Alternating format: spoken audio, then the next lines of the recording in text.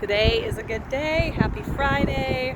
I'm happy because my permits finally went through and we've got my contractor here instantaneously to put up the wall. I'm so excited. Come inside quick. Here's Lila. She's playing ponies.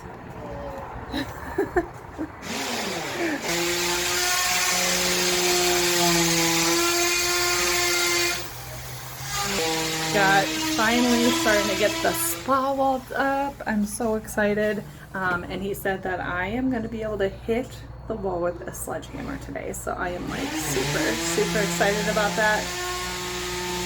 Why does this look so yellow? Oh my gosh, maybe it's the lighting in here. It's just like horrible. Yeah. But yeah, super excited. We're finally starting to get this moving. I'm hoping to pinpoint down the sign today. And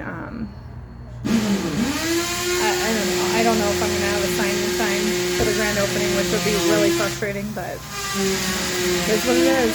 I'll check back when the wall's up.